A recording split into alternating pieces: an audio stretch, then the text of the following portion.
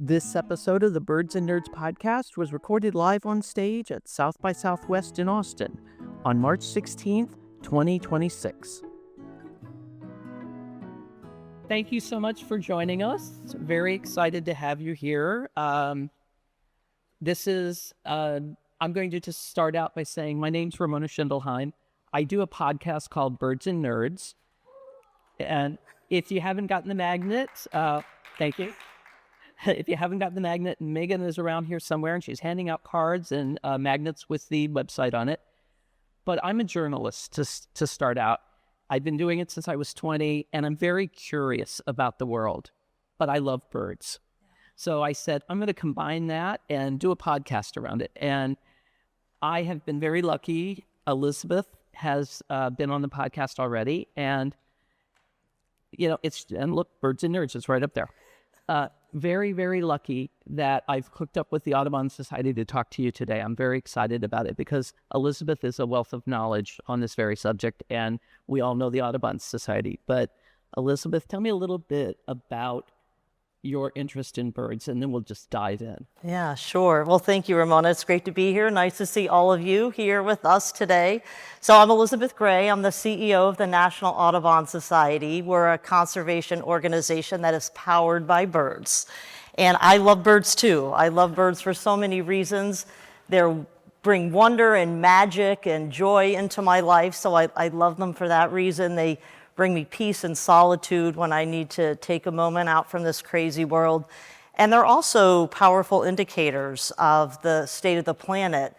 They give us signals about how the planet is kind of moving and changing based on climate change and environmental changes. So they play a lot of roles. They play a lot of roles, and we're going to jump into those. But I wanted to ask the audience first, how many of you consider yourself hardcore birders? You actually out there like making lists? And how about bird curious? You just, that's a great Fantastic. response. That's the audience that we like. We like the birders too, hardcore birders. I keep a list myself. Elizabeth doesn't. Yeah, I don't keep a list. I call myself, people were really surprised about that when I started Audubon, that I wasn't a birder. I'm a bird behaviorist. I love to watch bird behavior. I think they're so interesting. So I take a lot of time just watching them. Yeah. I think we can learn a lot about birds, and they are a harbinger of what our climate's going on in our climate now. And so we want to start with that part first. What is the importance of birds in biodiversity and in our climate? Yes. Well, so I'm sure people have heard, all of you have probably heard the saying, canary in the coal mine. And that is a saying for a reason. Birds truly are indicators of the health of our planet. And so people recognized that long ago. And one of the things I love about birds, Ramona, is that first of all, they're often one of the first species to leave an area when it becomes degraded or it's threatened. So you can really understand something's happening in this area that I need to pay attention to. But they're also incredibly resilient creatures. And so they're oftentimes also the first species that'll come back if you restore an area or protect it or conserve it and change the management of that area. So they just are fantastic key species that you can watch and understand what's happening with what's going on around us. And part of watching them is watching their migration patterns, yes, I would imagine. So you can tell maybe they're not going here this year for some reason. So how are you tracking the migration? Yeah, that's great. And Austin's a really important place. We're sitting here right now, literally in a spot that is so key to spring migration. This is a key area in migration up and down the Americas. So, when I started as a scientist, a field scientist studying birds, we would put these really bulky radio transmitters on them. We would glue them onto their backs, and I would walk around the field with these huge radio antennae that were like 8 feet tall and really heavy and bulky, trying to find out where these birds were. But now we have incredible technology. You have these little nano tags that you can put on birds, and their flight patterns are picked up by satellites. And modus towers, which are structures where you can track birds that come. So we actually have the ability to use technology, nano tags, and also a number of people are doing community science work. So all of you who are bird curious, you can join us in something we call the Christmas bird count, where we have people go out and they document the birds that they're seeing near where they live. And we've been doing this for 125 years. This is over a century of data that we've been collecting by people just like all of you. And it helps us understand how birds are moving, how their migration patterns are changing. And in fact, we use this over a century of data to show that birds on the East Coast have been moving and changing their ranges based on climate change. And that was a study that National Audubon Society did in partnership with others that show really there are true impacts of climate changing the way birds move across the landscape. Yeah, and you also did the backyard bird count recently. We did. And I took part in that. That's like 15 minutes. You just track the birds on an app. And I know that they really are looking at all the data, because I got an email from someone saying, did you really see that bird in your backyard? Right. And I had to go back and double check. And I think he was right. So I fixed it. Yes. Yes. But the other thing, too, is birds not only give us that warning about the climate, they're very important in, seeding the planet. They are. They're pollinators, Yep. so they help pollinate. They disperse seeds, as you said. They woodpeckers will. I saw a picture of pileated woodpeckers. You all will see some cool woodpeckers on one of these slides.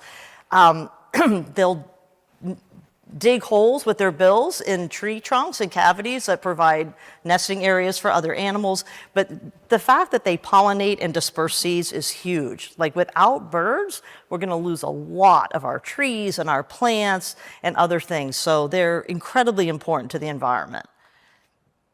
We can also, I like watching birds. You like bird behavior. Yeah. That's your thing. And I like watching birds and how they flock together and how they protect each other. Yeah. And I think penguins were the ones who they shift penguins from the inside to the outside when they get cold. So Yes. they move them around. Yes. And then the geese fly in Yeah. formation. So what is that behavior like? What's behind that kind of? I'm always curious about that. Yes. Like that formation. Yeah, why are they flying in a V? I see the Canada geese flying overhead on their migration, and I always wonder about that. So I wouldn't tout to know everything about how they are moving and why they form a V, but I know a few things about that, which is, so the front goose at the point of the V is actually taking most of the drag of the wind, so it's has the toughest job. It's cutting the airflow for all the other geese, but that's not always the same lead goose. So as soon as that goose gets tired, it falls to the back, a new one comes to the front, and I love this. I use this actually in the workplace as an analogy for the folks I work with, that, there's not just one leader, right? So someone's going to be in the lead at the tip of the V, and then that person's going to need to come back and take a little break. Someone else needs to step in. And it's just, there's like all these great kind of analogies and metaphors you can use with people as well, just looking at bird behavior. Yeah, and I think people look at birds and don't realize how smart they are. Yes. And they're very smart animals. Yeah. Excuse me, they can recognize a person. Absolutely. I talked to some of the scientists at Audubon, Chad, Yes. Wilsey, and they can recognize people. Crows hold grudges, Yes. which is one of my favorite things. They do. They if you annoy a crow and you're in the same area again, it may squawk at you, It might do something worse than squawk. It might. I try to be nice to the crows. I try not to piss them Exactly. off. Right? I also, the one thing about birds, so we can learn about them, but there is a sense of well-being that we get from observing birds. There's been scientific studies that lowers your cortisol and That's right. all of your stress level. So when you talk to people about going out to birdwatch, what is your advice to them? Well, One of the first things I like to say, Ramona, is that you don't even need a pair of binoculars to go out bird watching. I want to make sure, one of the things that's so important to me is to make sure that everybody feels that they can go out and bird watch. Really what you need is 2 ears and 2 eyes. And in fact, you don't, even for people who are visually impaired, we have bird walks with people where they, I have trails with ropes on the side where they can even just listen to the birds. So it's for everybody. Doesn't matter how old you are, doesn't matter how young you are, doesn't matter if you own a pair of binoculars. Birding is for everyone. Watching birds is for everyone. And I love that you mentioned the science around this. I was really so surprised to see this study that came out recently that said that people who watch birds have increased brain matter in the areas of attention and perception. Yes. And so by kind of looking at birds, by seeing their patterns and their colors, of watching their behavior, you're actually giving your brain a workout. Now, how cool is that? It's fantastic. Your memory improves. So they're trying to apply that science. I just read it. It's one of the universities in Canada, I think Toronto, they are trying to apply that science with older adults who might have cognitive issues. That's right. So, and it brings people a sense of peace. So we were just talking right before we started about the pandemic. Yeah. And so the number of people who considered themselves bird lovers doubled pre and post pandemic. And so why is that? Well, we were stuck inside, we were secluded, we were isolated from a lot of the things that we love doing. And so people found real joy just looking out their windows, going for a walk around their neighborhoods. Doesn't matter where you live. I mean, one of the things I love about birds is they're everywhere. You can live in the city, you can live in the country, you can live in any part of the United States or truly the world, and you're gonna see birds. And they're gonna be probably very beautiful and give you just a sense of joy and wonder. And so I think that was a really stressful time. It was such an uncertain time. We still are living in an uncertain, chaotic world. And so, you know, for myself, I love just taking a walk, especially when I've had kind of a very busy and hectic day, and just decompressing and unwinding, walking down the street and just listening. The number of people now, according to, I think it's the Fish and Wildlife, they say 96 million adults over the age of 16 that are bird curious and above. That's right. I guess is the way to describe it. And they're also spending a lot of money on it. I think it was like over $1 trillion contributed to the economy between buying binoculars and cameras and going on trips. And that's a very... And bird feeders. And bird seed. Yeah. So it's become an integral part of a lot of people's lives. Yeah. But to get back to your point, for myself, I've always liked birds myself, but not as much as I do now. And during COVID, the same thing happened. It's like sitting on my balcony, working from home, going, oh, I see that bird all the time. What kind of bird is it? Yes. And I think that part to me gave me a sense of peace. And when I feel I need a little decompressing, I just go sit out on the porch. Yeah, I do the same thing. We have this bird feeder right outside the window where we wash our dishes in the kitchen. And we have these birds that come in, different birds throughout the year, but there's these cute Carolina chickadees, but then the tufted titmouse will come in, and they're really aggressive birds at a feeder, and they'll chase all the chickadees away, and then they'll go away, and the chickadees will come back, and so it's amusing. I mean, you can kind of just watch all this, and it just kind of takes you away from whatever you've been thinking that might be on your mind. Yes, and the music part is very important. It is that bird song that gives a lot of people peace. And by the way, I failed to mention at the onset here that Lily Taylor was going to be with us, author. She wrote Turning to Birds. Yeah. She unfortunately got to the airport this morning in New York, and her flight was canceled because of the weather. So unfortunately, she won't be here. She's here in spirit. Yes, and absolutely. She was one of the people who we wanted to talk a little bit about this idea of turning to birds for kind of the peace and then the creativity that comes from it. And I spoke to Amy Tan 2 weeks ago, I think it was, and she also wrote a book that came out of COVID and her despair of what was going on around her, and also just how it turns into creativity. So birds are like at the heart of a lot of people's expression. Absolutely. And you can, I mean, you can literally use them to meditate. You can go on kind of a walking meditation where you're walking through a forest or a grassland or a wetland, and just you're quiet, you're peaceful, and you're just listening and capturing the sound around you. And Audubon has done a birdsong project. We have done a birdsong project, so Tell I us, love this project. This is a great project.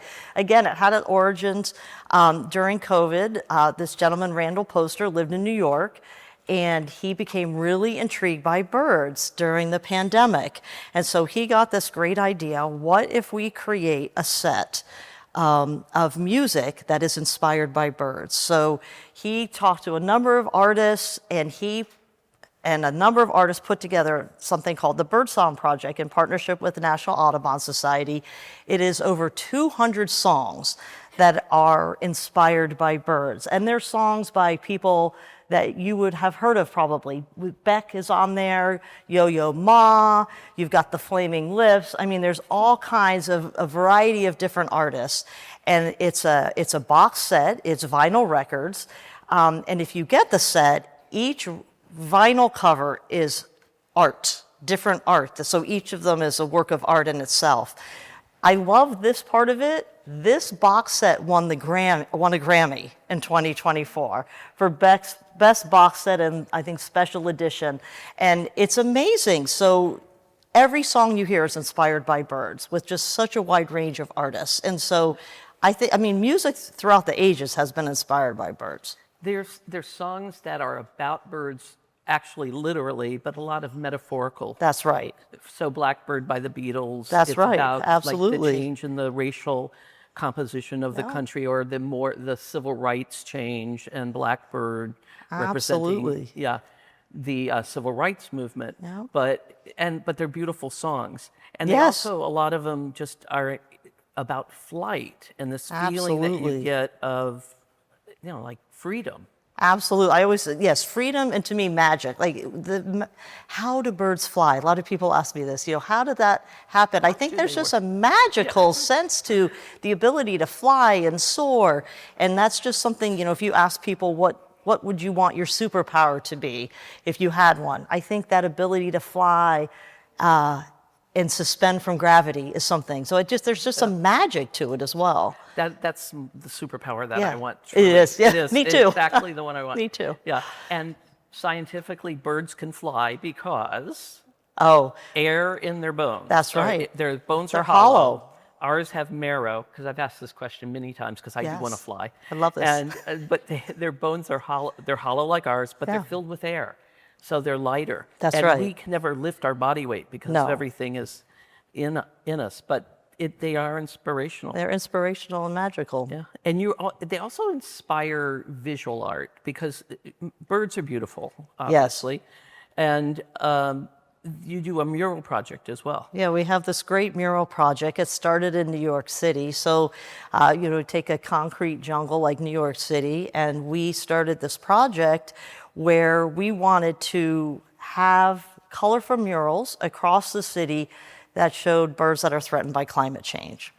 And so we've got local artists are painting these gorgeous murals all over the city, and it's expanded beyond New York City actually now. So I was up in Montreal last summer. We have something at Audubon called the Leadership Conference, Audubon Leadership Conference, and we unveiled one of our new murals, which is of the lesser yellowlegs. That's a migratory shorebird. And we rolled it out there. We put it in the local park by a splash fountain and a playground. And so it's so exciting. You as a parent, you might take your kid to this playground. They're going to splash in the water. They're going to have fun. But they can also see this gorgeous mural of this shorebird with these bright yellow legs. That's where it gets the name, lesser yellow legs, and learn a little bit about climate change and birds, and just starting to get young kids, because one of the things that's so important to me is that to get folks from very early ages appreciating birds, and to really instill that love of nature, because I think loving birds helps you appreciate the natural world. And that's so important. And I have read since COVID the number of younger people who Yeah. have. It's no longer old British ladies with Right. binoculars, Exactly. yeah, walking around, like a marsh or something. Yeah, but as you said, it's in the city, it's in the It's country, everywhere. but it's age diverse now, which It is. I find it really fascinating because my daughter had a friend, 19 years old, who was a bird watcher, and I was like going, huh. Yeah, we have a college campus program. So Audubon has 100 college campus chapters across the United States, where these are chapters that were initiated by the students at colleges and universities. And if any of y'all are students, think about starting a chapter if you're at a college or a university. These are initiated and led by students who are really interested in birds and interested in nature. It helps develop connection, find community, which is a big thing here. Learn a little bit about birds, plant native gardens. They do all kinds of things. And I also want to say, if you have any questions, feel free. I'll take questions. Yeah. We'll take questions, and because Lily's not here, we're probably going to end a little earlier. You'll get a little bit of your time back, just because we could sit here and talk for an hour, but we could. Yes, that was dinner last night. Yeah, exactly. But I wanted to get back kind of to the idea of young people. Yes. Being involved in understanding nature a little bit Yeah. more, and Audubon, 125 years, right? Yes. You've been around. Yes. But you shifted the focus in the last 5 years to be more about conservation. That's right. Go back to the beginning of this conversation. Yep. So getting young people involved in helping the planet now is a great thing. Yeah. I mean, I have 2 kids. They're in their early 20s. And one of the things that's really top of mind for me as a mom is this kind of the rise of anxiety and some despair around the state of the world. And so, I see birds as a way to instill a sense of joy and peace into people, but also it's a great way to take some action in terms of helping people understand different things that they can do to protect the planet. As I was mentioning, if you become enamored with birds and you understand they're being impacted by climate change, you might be more inclined to take some action on climate, call your congressperson, vote along environmental, lines and things like this. So that is really important to me. And I have seen, my daughter has taken up birding with like the lists and things. And she goes out just, I don't know if any of you I'm from the DC area, I live in Maryland.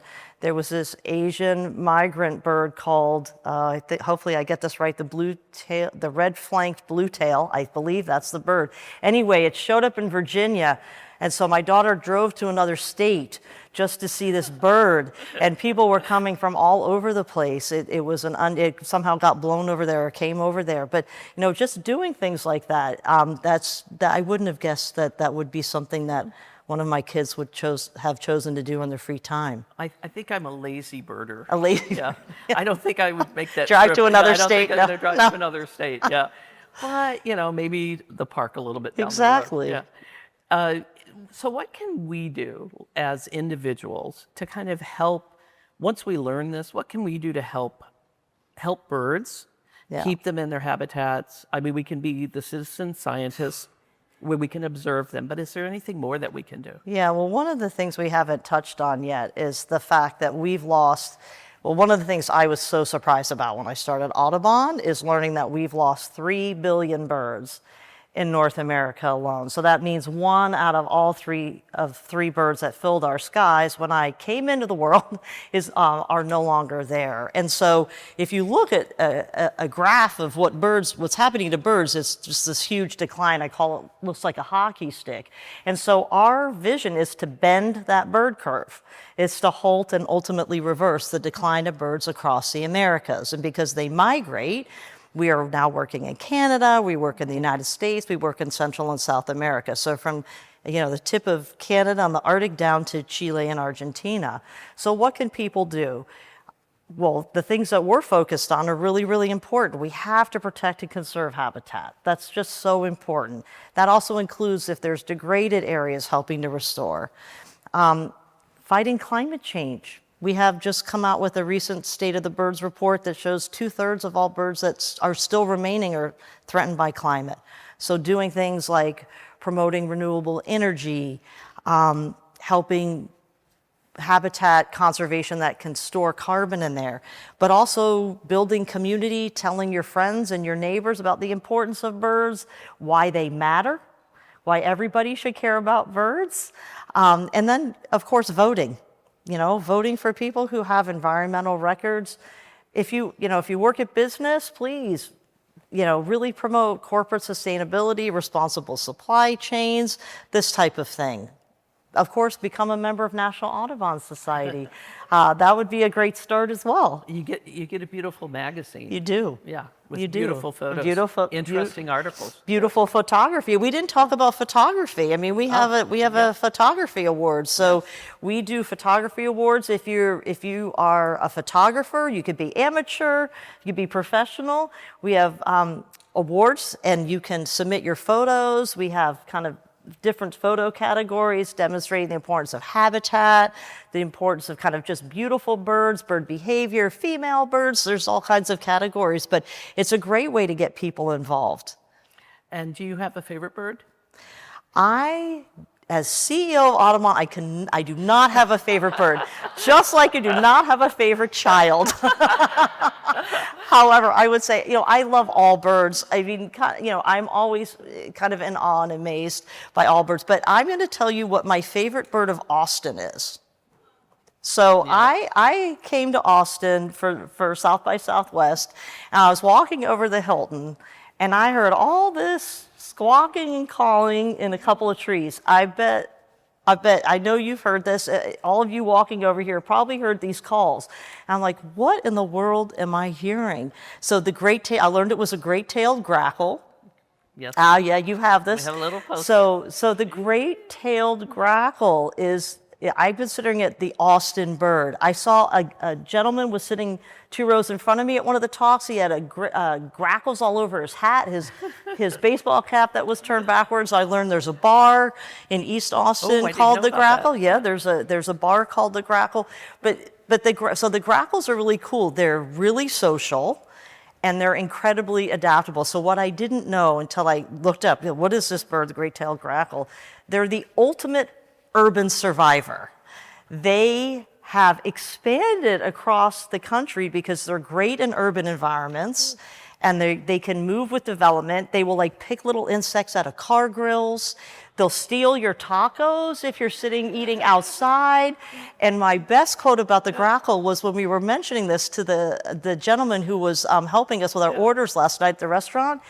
And we were talking about whether he had issues, because they had outside seating. Do you have issues with these grackles? He said, they risk it for the biscuit. I thought that was great. That was the best one. Yeah. They are so aggressive and so loud. Yeah. But I love them for that. I love them. Yeah. And they are an example of how birds are so resilient. And that's the thing we haven't touched. I'm going to dig into this a little bit more, because I think this concept of resilience is so important in a world today where there's a lot of uncertainty and there's a lot of chaos. I love using birds, talking to people about the fact that birds are great examples of resilience.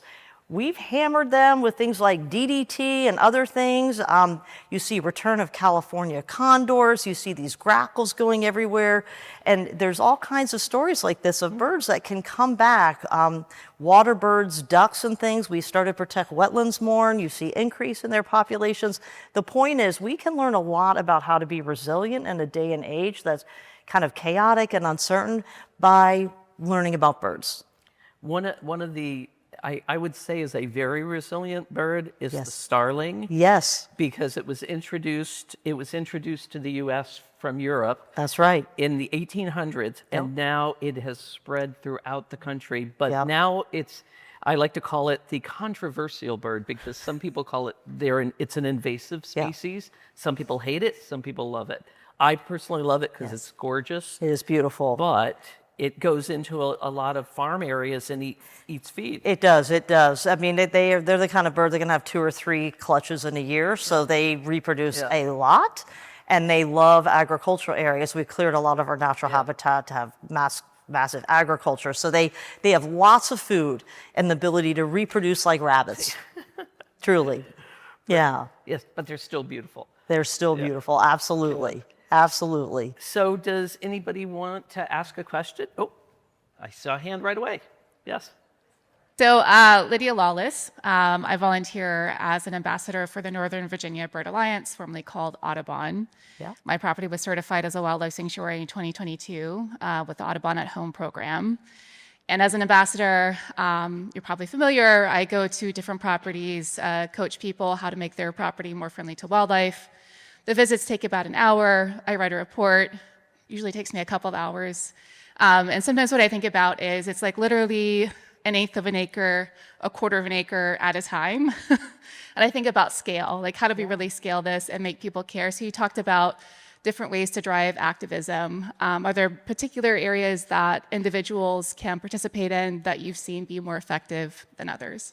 Yeah, that's a great question. I didn't get really into our strategic plan too much, but one of the things that Audubon's really committed to doing is creating a 300 million acre connected corridor across the Americas. And we liken this to your point about scale, that's huge scale, but those areas are really different. We need large areas in places like Canada and Latin America for breeding and wintering, but we need these hotels and restaurants throughout the United States where birds can stop over on their migrations to eat, to rest and refuel. And so one of the things I love about working at Audubon is everything, scale means different things. It can be small areas for fueling and resting, or it could be large areas for breeding and wintering. So to your question, we have an amazing community of community chapters like Bird Alliance, in different Bird Alliance chapters in multiple places, Audubon chapters in multiple places. And we have centers and sanctuaries that are around the country, which are brick and mortar places where you can go in and learn about birds and learn about nature. And so what I would suggest you do is look at where you live and look up what's going on in your neck of the woods in terms of, do we have a conservation action center from Audubon in that area? Look at the programming. We have very active programming. See if there's a local chapter there that's perhaps doing things. And we have all kinds of activities. You can plant native gardens. Sometimes we're doing some kind of ecological restoration projects. Sometimes there are projects about invasive species or learning about pollinators. So there's a range of things that you can engage with, whether you kind of just based on your own interests. And scale is different depending on whether it's a stopover or refueling site or whether it's a core area. And I love the beauty of that because it means not everything has to be huge. But they have, we're trying to create this stepping stone corridor. So thank you for your question and thank you for what you do. Do you, am I right, you have a native garden guide?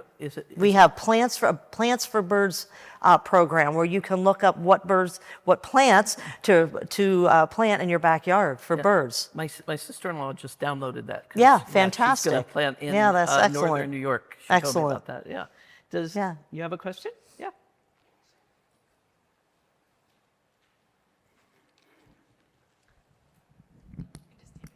So you touched on this a little bit about plants for birds. I'm just curious, as kind of individuals, what can we do every day, teach our kids, our friends, small things that we can do that are bird friendly, right? That won't harm birds, that might actually be helpful to them, aside from like putting the right plants in our backyards. But what are behaviors that we can have that help and don't endanger birds? Because we might be doing things that we have no idea are bad for them. Yeah. Just like we've been doing things for years that is bad for fish in the ocean and so on and so forth, right? So I'm curious if you have information you can share on that. Yeah. Well, one of the things that is really important to recognize is birds need what people need.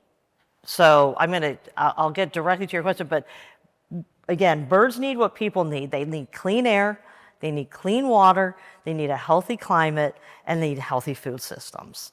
And so it's really important, I think, just for kids in particular, if you're curious about what you do with your kids, take them outside, teach them about nature, have them get off some of their devices and listen, grow their brain.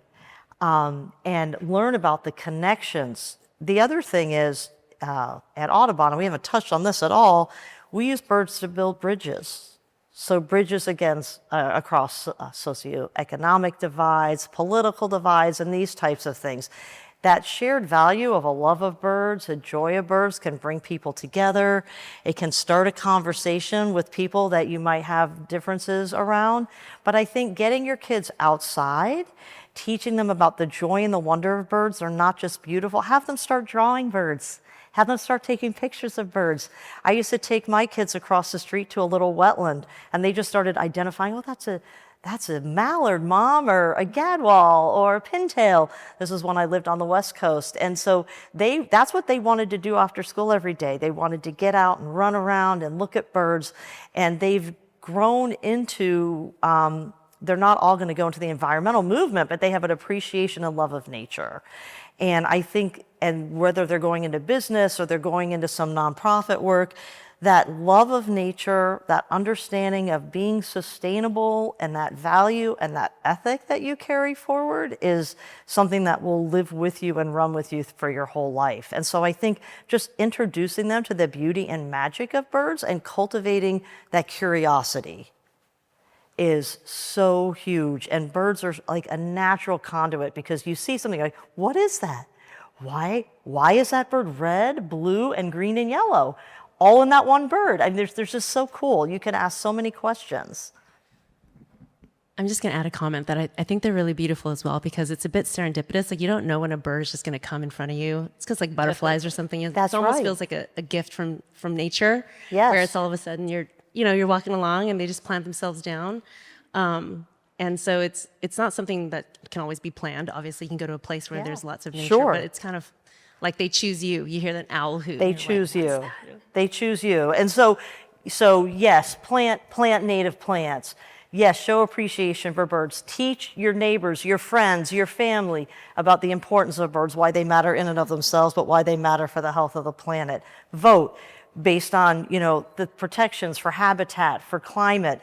These types of things are super important. Support conservation organizations like National Audubon Society that are doing these actions to make this planet healthier for both birds and people. These are the types of things people can do.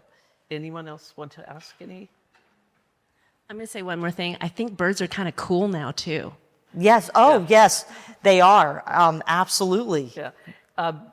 Elizabeth, I forgot to mention that Audubon, actually, you advised on a TV show. Oh, we did. Which I thought was fun. Yeah, absolutely. So I don't know, has anyone in the audience seen The Residence on Netflix? Yeah, excellent. It's hilarious. If you haven't seen it and you like detective series. So The Residence was a Netflix miniseries. Audubon helped advise and consult on this. It's a murder mystery. It's a comedy. The detective, Cornelia Cupp, was a birder. And so it's so hilarious because she uses like wallpaper of birds and kind of looking at birds and going out on the White House lawn looking for birds. But that was the best part about it. That was the best part. The president had his own bird list. Exactly. Roosevelt. Yeah. So Teddy Roosevelt actually did have a bird list of loved birds. But this is a hilarious show about how kind of bird watching helps her solve crime. And so it's amusing if you want something amusing to watch. And I just wanted to bring that up at the end because I wanted to say that bird watching, some people look at it as, like maybe a lot of work, right? Yeah. The idea of keeping track of a lot of birds. Yes. But it's really something very simple that you can do. You don't need any equipment. That's right. You just can go out and do it. That's right. That's right. And that's one of the main messages I'd like to have for everybody in this audience today. You don't need anything except yourself, your eyes and your ears, and a little solitude to go out and do that. Yeah. So absolutely. So, we have the other thing you can do, and I'll leave you, are we wrapping? Yes. I want to leave you all with this. Go to the Audubon's Instagram page. We have beautiful Instagram feed on birds. If you want some humor, check out our TikTok. Follow us on TikTok. It makes me laugh every time I see these great TikTok videos. But most importantly, back to some of the questions you all asked, go outside. Take a pause. take a breath, center yourself in the present, and just take a moment to listen to birds. It'll make such a difference in your day. Audubon.org.